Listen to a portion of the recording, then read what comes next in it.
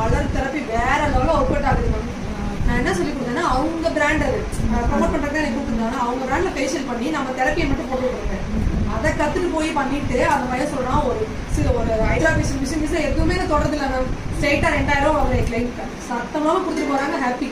ஒரு வீட்டில் ஃபேமிலியில் சொல்லி திருப்பி கூட்டிகிட்டு வந்தாங்கன்னு சொல்லி எனக்கு நைட் மெசேஜ் போடுறாங்க. 2000ன்றது எவ்வளோ சொல்கிறான். நான் ஒரு ஃபேஷியலுக்கு 5 ரூபாய்க்கு மேலே தரவே மாட்டாங்க எங்கள் ஊரில். ஆனால் 2000 இப்போ அசால்ட்டாக எனக்கு கொடுக்குறாங்க மேம். எனக்கு வாரத்துக்கு 3 ஃபேஷியல் நான் புக் பண்ணிகிட்டே இருக்கேன். மலர் தெரப்பிக்கு மட்டுமாங்க? மலர் தெரப்பிக்கு மட்டும் அப்படின்னு கிளைண்ட் வந்து கொடுத்தாங்க. அடுத்த கிடைச்சதுனால தான் அதான் விஷயம். நம்ம அப்படி கிடையாது.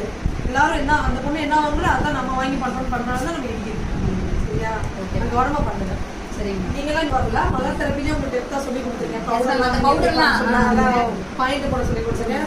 நான் என்ன நினைக்கிறேன்னா பிசினஸ் வந்து எல்லாருக்கும் இந்த பிசினஸ் கிடைச்சது. அது உண்மையே சொல்லட்டா, எங்க நீங்க யாரு எந்த ஒரு ஃபீல்டுக்கு வேலைக்கு போனாலும் 5000 6000 கூட தர மாட்டாங்க. நம்ம ஃபீல்ட்ல அப்படியா? ஃப்ரெஷரா போறவங்களுக்கு கூட எடுத்தோன்னா 5000 6000 கொடுத்துறாங்க. அதனால கடவுள் கொடுத்த பெரிய கிஃப்ட் நம்ம பியூட்டி ஃபீல்டு. அந்த பியூட்டியை அழகா நம்ம மெயின்டைன் பண்ணி கொண்டு போனோம்னா நம்மளோட வாழ்க்கையும் பியூட்டி ஆயிரும், அடுத்தவங்க வாழ்க்கையும் நம்ம அசல்ட். அதனால ரொம்ப கவனமா இருக்கும். இது கிடைச்சிருச்சு, அதை அசால்ட்டா விட்டீங்கன்னா அது எவ்வளவு காத்துல பறந்து போயிடும். நம்ம இன்னைக்கு நீங்க விடுற வாய்ப்பு அடுத்தவங்க எதிர்பார்த்துட்டு இருப்பாங்க. ட்ரெயின் மாதிரி தான். இந்த கம்பார்ட்மெண்ட்ல நீங்க எல்லாம் அடுத்த கம்பார்ட்மெண்ட்ல அடுத்த வேற எழுதி போயிடுவாங்க. அடுத்த சீட்டு குடிச்சிட்டு போயிடுவாங்க. அதனால கொஞ்சம் கவனமா ஹேண்டில் பண்ணுங்க. சரியா? உங்களுக்காக அந்த சீட்டை வந்து அப்படியே வச்சிருக்க மாட்டாங்க கடவுள். நீங்க வந்து உட்காருங்க அந்த இடம் காலியாவே இருக்காது. அடுத்து யாரும் அதுக்கு எலிஜிபிளோ அவங்க வந்து உட்காந்து போயிடுவாங்க. அதெல்லாம் ரொம்ப கவனமா இருக்கு.